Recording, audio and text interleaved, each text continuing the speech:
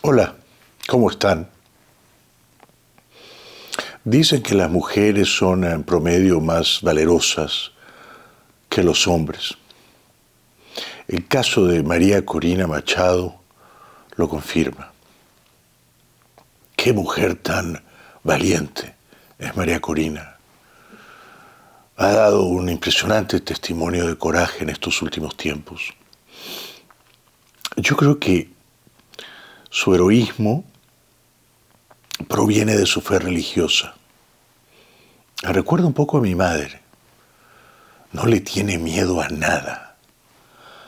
Se siente protegida por una luz superior, por la divina providencia. Encomienda su cuerpo y su alma a los dioses y a las vírgenes y se va a la batalla en nombre del bien, del bien. Ella representa en esta contienda desigual la luz justiciera del bien. Ella y, por supuesto, Edmundo González Urrutia.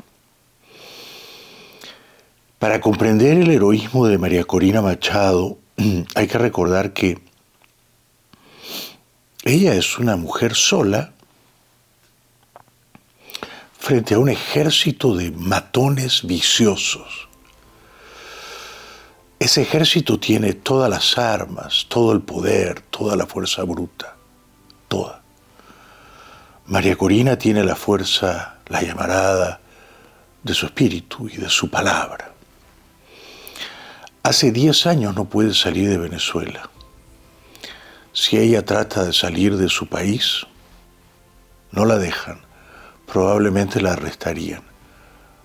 Lo tiene prohibido hace una década. Pero no solo eso. Si María Corina quiere tomar un vuelo interno, un vuelo doméstico, de Caracas a alguna otra ciudad venezolana, tampoco la dejan. Está prohibida. Ninguna aerolínea en Venezuela puede permitir que viaje en ella como pasajero María Corina Machado. Todas las aerolíneas venezolanas tienen estricta orden prohibiendo que María Corina viaje en ninguna de ellas. Entonces María Corina, para librar esta contienda épica, desigual, con ese ejército de matones viciosos, ha tenido que desplazarse casi siempre por tierra y a veces largas travesías, puesto que no puede tomar un avión, no se lo permiten. Entonces, para obstruir o boicotear su campaña, los agentes maléficos de la dictadura, de ese ejército de matones viciosos, ponían toda clase de trabas en las rutas, en las autopistas, en las carreteras. Bloqueaban las rutas de María Corina, todas ellas, para que no pudiera llegar a su lugar de destino, para que no pudiera dirigir, liderar un mitin. Entonces ella tenía que recurrir a su inventiva, a su ingenio y al mismo tiempo a su audacia, a su determinación.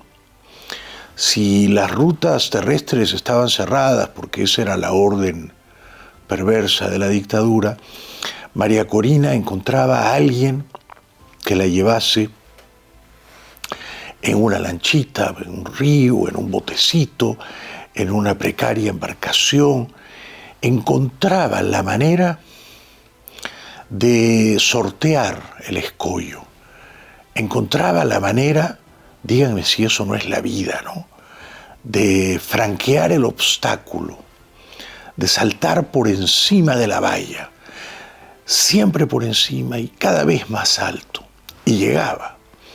Y entonces su llegada era apoteósica, porque la gente en ese lugar de destino, en esa población, en esa aldea, en ese villorrio o en esa ciudad, la gente sabía que la dictadura había hecho todo lo posible para que ella no llegara.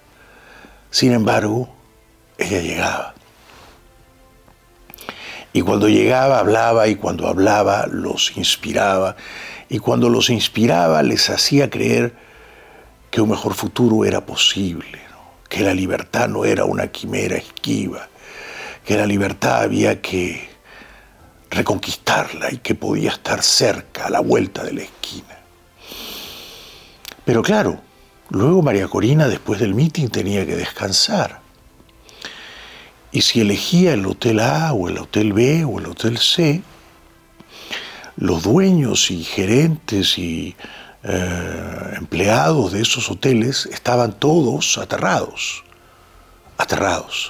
No sabían si permitir que María Corina durmiera allí o no. Desde luego, en privado, casi todos, si no todos, estaban con María Corina. Pero al mismo tiempo eran conscientes de que permitir que ella se alojara allí, pasara la noche allí, entrañaba unos riesgos tremendos. En efecto, si María Corina dormía en el hotel A y se marchaba la noche siguiente, pagando todo por supuesto, entonces luego llegaban los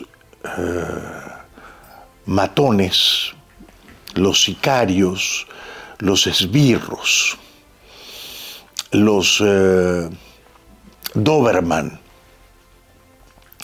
de la jauría al servicio de la dictadura. Y castigaban al hotel. A veces cerraban el hotel, lo clausuraban indefinidamente, a veces le imponían una multa muy onerosa, a veces le daban una golpiza al gerente o a alguno de los empleados importantes del hotel.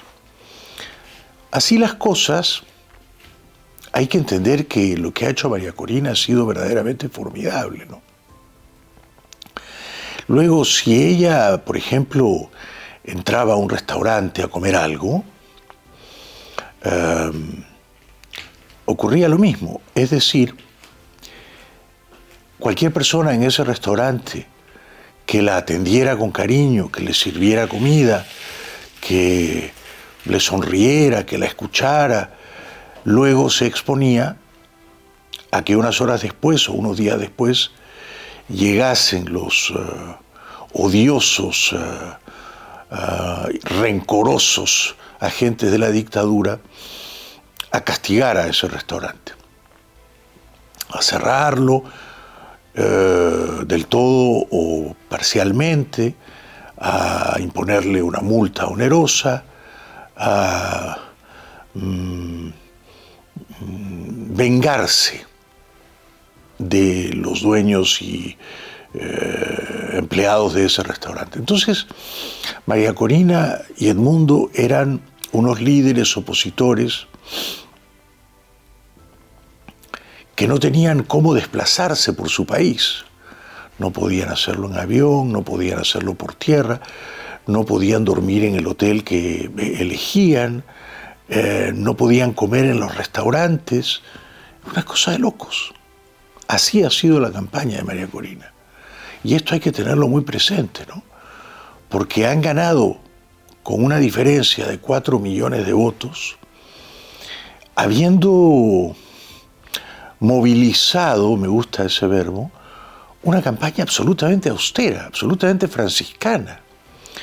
Generalmente en las campañas presidenciales, el candidato, la candidata, tiene un avión, ¿no? Fletado, alquilado, a su servicio, y va de una ciudad a otra en un avión particular. Y tiene, por supuesto, ingentes recursos para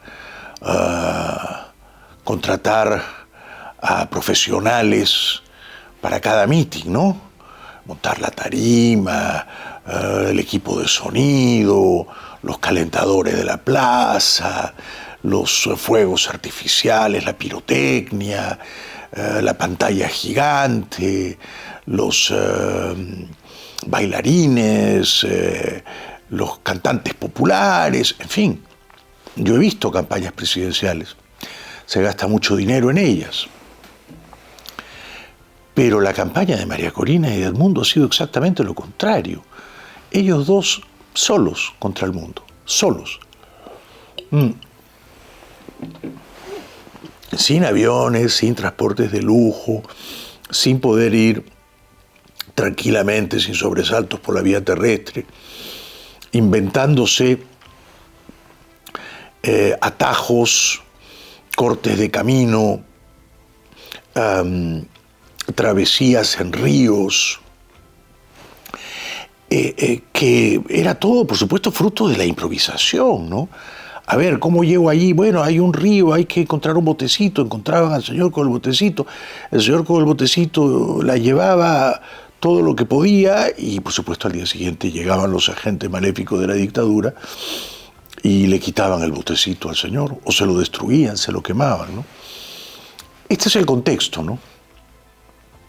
He querido hoy tratar de describir cómo ha sido la campaña de María Corina y de Edmundo, ¿no? Y por eso es tan extraordinario, es casi milagroso, ¿no?, que ellos hayan ganado por 7,5 millones de votos, ¿no?, contra menos de 3,300,000 votos de Maduro. Es verdaderamente extraordinario, ¿no? Y así como tuvieron esa increíble inventiva para llegar siempre a donde querían llegar y hablar siempre donde querían hablar, corriendo, por supuesto, todos los riesgos, ¿no?, arriesgando la vida. Ellos también, al mismo tiempo, desplegaron una prodigiosa imaginación, con ayuda de muchos venezolanos en el exterior, para llegar a otro destino. Este no era un pueblito, una ciudad o una aldea, no. Ese destino era un acta electoral. La dictadura no quería que María Corina y sus agentes, sus comanditos, sus delegados, sus personeros llegaran a las actas. Puso toda clase de trabas, pero llegaron. Los 600,000 comanditos de María Corina, que era una suerte de ejército clandestino, de patriotas, de libertarios, de héroes discretos, de héroes anónimos, ellos, unos cracks, llegaron a las actas, a todas las actas, a 24,000 y pico de actas, una a una. Y eso, de nuevo, derrotó en una contienda verdaderamente desigual. Derrotó a quien tenía la fuerza, las armas, los músculos, a quien tenía todo el poder para aplastarlos. Pues no, María Corina y Edmundo encontraron la manera de liderar una campaña presidencial franciscana, austera e inmensamente eficaz por su poderío espiritual, y al mismo tiempo liderar una campaña, digamos, de vanguardia tecnológica, de alta tecnología, que les permitió demostrar el fraude. Esto es lo extraordinario de esta elección presidencial del 28 de julio en Venezuela, lo verdaderamente extraordinario. Los que parecían derrotados de antemano llegaron al corazón de la gente, al espíritu de la gente y triunfaron. Y demostraron no solo su enorme bravura, su inmenso coraje, su infinita intrepidez frente a la adversidad, sino que demostraron también su muy superior inteligencia, ¿no? Muy superior inteligencia. En estos tiempos las guerras se ganan con la tecnología, que es una de las formas de la inteligencia, ¿no? Las guerras militares ya no se ganan con soldados o caballos o bayonetas o tanques, no, se ganan con tecnología. Las guerras políticas y las guerras electorales, por lo visto recientemente en Venezuela, se ganan también con tecnología, que es una de las formas de la inteligencia. La inteligencia, la bondad, la libertad han triunfado en Venezuela y eso lo ha visto el mundo entero. El mundo entero. Y desde aquí, mi emocionado respeto, mi emocionada admiración a María Corina Machado y a Edmundo González Urrutia. Estoy con ellos hasta el final de los tiempos. Seguimos.